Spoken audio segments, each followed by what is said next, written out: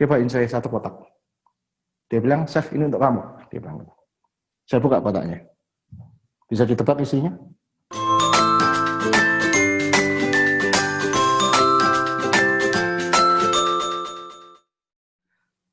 Halo Sobat Cembis, Cemilan Bisnis, saya HBU dan kali ini saya bersama dengan Mas Yosep Wijaya. Itu kawan satu alma mater, dia 3 tahun di atas saya.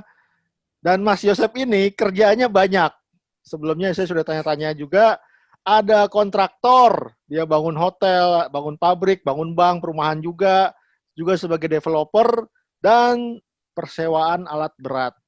Terus katanya semuanya itu didapat dari network malaikat. Nah, apa itu network malaikat? Monggo Mas Yosep, mungkin bisa berbagi dengan teman-teman di sini, Sobat Cemilan Bisnis, network malaikat itu seperti apa sih? Terus gimana mungkin Mas Yosep mengawali usaha? Monggo Mas. Yes, oke. Selamat pagi nih. Kita selamat Pagi pagi. ini, pagi-pagi Terima sekarang. kasih. Ya, terima kasih Mas HBU. Saya udah diundang untuk ngobrol bareng, berbagi bareng lah. Kita diskusi bareng, belajar bareng. Cerita-cerita kita. Cerita-cerita gitu kan di Cemilan Bisnis episode yang kali ini.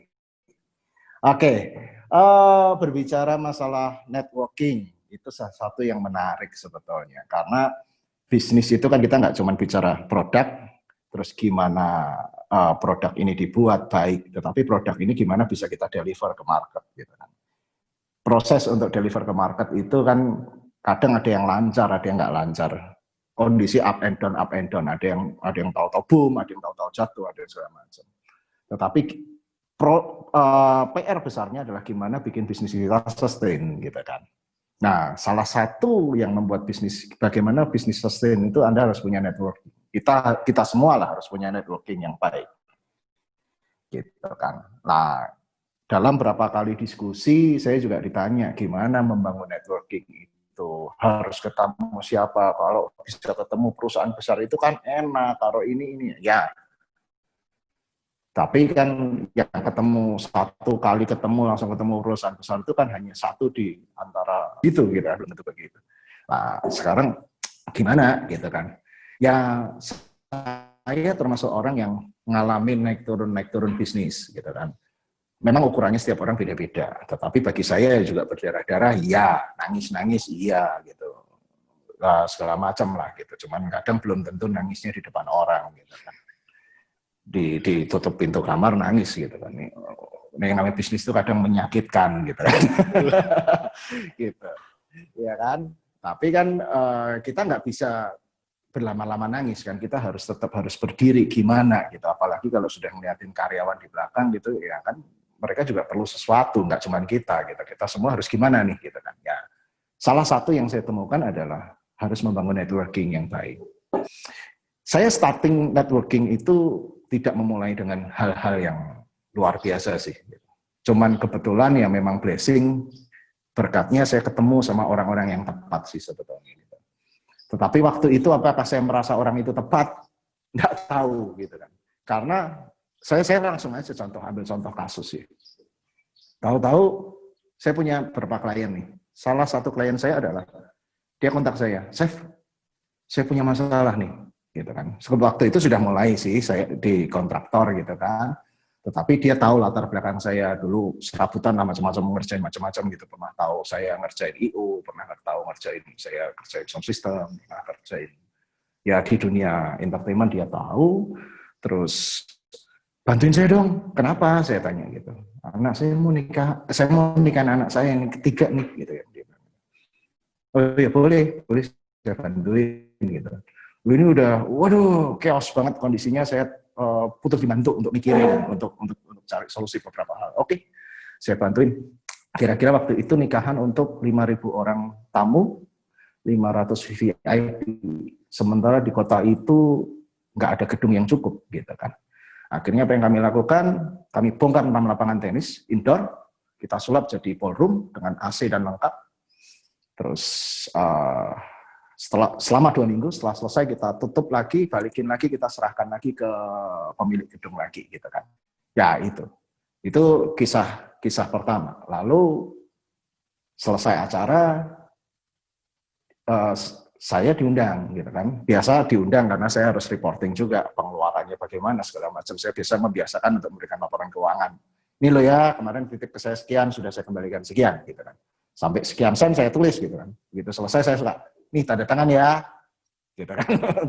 untuk accountability lah gitu kan. Lalu dia bercerita ke saya mau nikahin anak yang terakhir. Kapan? Saya bilang, tahun depan, karena kan kalau dalam 1 tahun nggak boleh. Terus, boleh? Kamu bantuin saya ya? Gitu kan. Oh boleh, saya bantuin lagi. Kapan? Tahun depan? Oke. Tapi kita starting dari sekarang aja. Oh iya, gitu kan. Ya sudah. Apa yang saya lakukan? Saya diajak dia pergi ke Jakarta waktu itu, karena saya bisnis di Jogja. Cuman apa? Cari kain. Kain baju yang mau dijahit. Gitu. Hunting kain. Lalu waktu itu saya diajak lagi ketemu 2 vendor dekor di Jakarta. Sekarang waktu itu saya nggak punya pengalaman untuk membantu pernikahan orang, tapi ya karena saya bantuin ya saya cuma nothing tulus aja, saya bantuin. Udah, akhirnya singkat cerita pernikahan itu sukses. Kurang lebih juga sama tamunya. Karena kan mereka bisa relasi kenalannya. Tamunya juga sama, kurang lebih 5.000-an orang juga. VVIP-nya 500, ada presiden, menteri, dan segala macam lah. Sukses, acara itu selesai. Lalu saya kembali reporting lagi. Pada saat selesai reporting, klien saya ini masuk ke ruangan. Lalu dia keluar. Dia bawain saya 1 kotak. Dia bilang, Chef, ini untuk kamu. Dia bilang, saya buka kotaknya. Bisa ditebak isinya? Saya lihat sebentar, sebatang emas. Saya tutup kotaknya. Saya dorong balik ke mejanya dia. Dia tanya, kenapa Chef? Saya bilang, pertama kali permintaan ke saya apa? Membantu kan? Saya bilang, iya, saya sudah membantu kan? Iya. Sudah selesai berarti? Nggak ada masalah kan? Saya bilang, iya, ya sudah. Ini, terima kasih, saya sudah diberi kepercayaan, saya bilang begitu. Terus dia bilang, kamu ini kan ucapan terima kasih kami. Iya. Kan terima kasihnya sudah saya terima, sudah. Ini kalau saya bekerja, saya bilang, saya akan menerima upahnya, saya bilang. Tapi karena komitmen kita awal, saya diminta datang bukan untuk bekerja, tapi untuk membantu. Saya sudah melakukan tugas saya dan selesai, saya bilang gitu.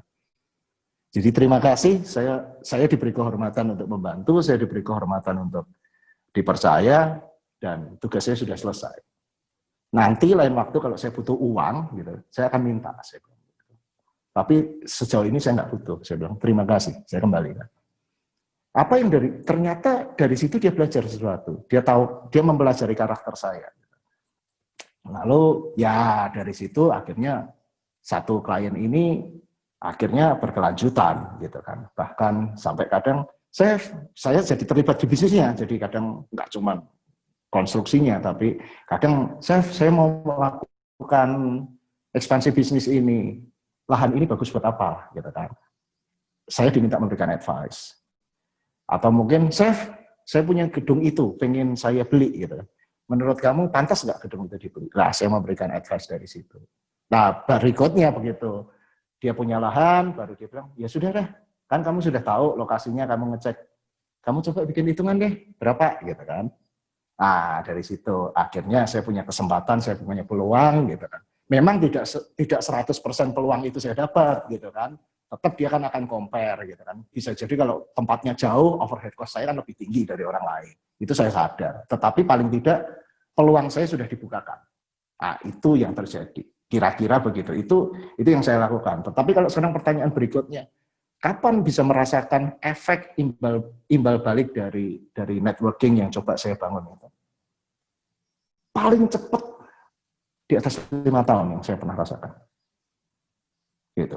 Memang kadang waktu awal kali kita mulai start membantu itu nggak pernah punya bayangan, dia nanti akan datang ke saya begini, saya membantu dengan harapan dia nanti akan memberikan saya pekerjaan. Nah, nggak kepikir sih waktu itu.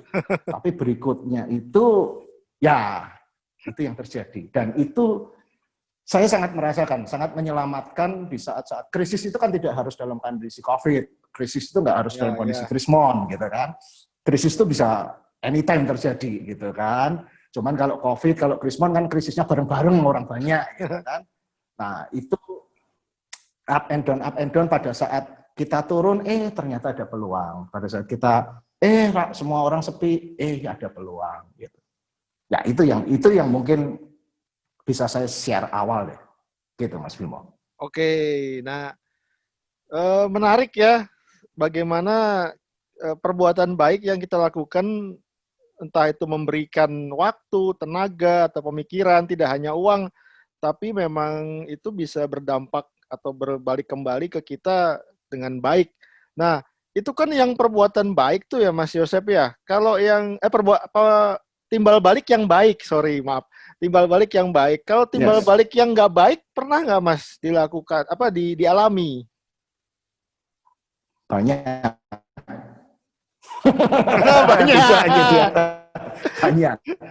Banyak lah. Pasti sakit hati iya, pasti nangis iya, pasti kecewa iya. Wong kita masih manusia gitu kan. Kita kok berbuat baik kok digituin ya sama orang. Ini orang pakai perasaan nggak sih gitu. Itu ada lah, itu ada, dan itu tidak hanya 1-2 kali, itu sering sekali terjadi. Kadang kebaikan kita kok dimanfaatkan sama orang ya. Kadang merasanya sampai begitu, sampai kadang, aduh besok nggak usah deh bantu orang lagi gitu kan. Ya. Kadang berpikir begitu gitu kan. Tetapi saya tidak melihat itu untuk menyurutkan niat saya membantu orang, tetapi itu menjadi kondisi empiris saya untuk mengukur, mengajar dan membentuk saya, di mana saya harus memilih mana yang harus saya jalani dan mana yang saya mengatakan, oh stop, untuk kasus ini saya nggak akan lanjutkan. Gitu. Untuk di case ini saya nggak akan lanjutkan. Gitu. Nah itu saya melihat itu bukan untuk menyurutkan, tetapi untuk membentuk saya, menilai diri saya untuk mengukur lah sampai di mana saya harus stop, di mana saya harus terus gitu. Supaya kita juga nggak dimanfaatkan oleh orang gitu. Ya, itu dia. Jadi memang tidak menyurutkan langkah, tapi Mas Yosep sendiri juga belajar dari pengalaman, ada batasan-batasan tertentu, ada situasi tertentu yang mungkin tidak saatnya kita meng-give, tapi tidak berarti pilih-pilih gitu ya. Yes, betul. Itu sama seperti yang pernah ditulis oleh Adam Grant, kalau saya boleh cerita. Adam Grant itu mengkategorikan orang jadi 3. Jadi 3 kategori itu, yang pertama adalah taker, orang yang selalu egois. Pokoknya aku kudu ento iki, aku harus mendapatkan ini. Terus kemudian yang kedua kategorinya giver, orang yang selalu ingin bermanfaat, memberikan kontribusi. Yang ketiga adalah matcher. Matcher itu seimbang antara kalau saya memberikan sesuatu, saya juga harus menerima. Itu kata Adam Grant, ada 3 kategori orang seperti itu. Dan yang paling sukses adalah bukan taker, yang orang selalu egois, orang yang selalu ingin mendapatkan sesuatu, tapi giver. Tapi jangan lupa, orang yang paling itu ini juga berpotensi paling paling itu. Orang yang paling apes, paling yo giver juga. Iya. Itu. Iya. Ya. Tipe itu tuh bisa ujung kanan, bisa ujung kiri. Nah, tapi apapun itu ya tadi harus ada logika pada saat kita memberikan sesuatu ya giver, tidak langsung brutal. Betul. Ya, betul. Ya meskipun kita memberi itu juga nggak hitung-hitungan sih, gitu kan? Nggak hitung-hitungan. Tapi ya yang ngerti dewe lah nanti dari pengalaman pasti ya.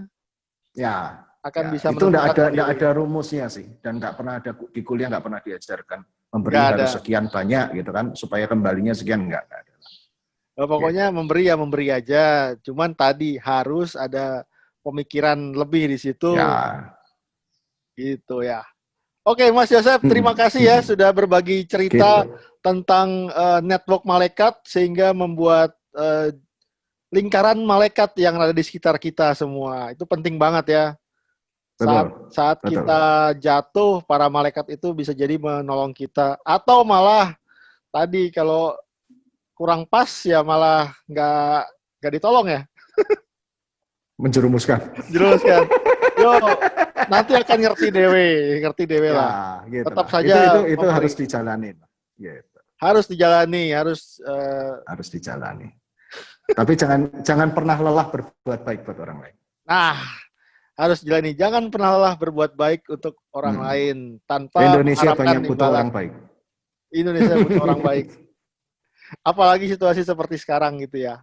Sangat membutuhkan banyak orang baik. Matur nuwun waktunya Mas Yosep ya. Ini saya tahu lagi sama-sama ada di tempat kliennya di tengah-tengah kesibukannya. Enggak nih, ini di proyek saya nih. Di proyek yang saya miliki sendiri. Oh gitu. Oke. Ya Mas Yosep, terima kasih sekali lagi atas waktunya. Saya HBU untuk Cemilan Bisnis pamit dulu untuk teman-teman Sobat Cemilan Bisnis. Sip. Jangan lupa nyenek, jangan lupa minum. Kita nyemil dulu. Jaga kesehatan. Kita minum dulu. Jangan lupa minum, jaga kesehatan, jangan kurang air. Jangan kurang air.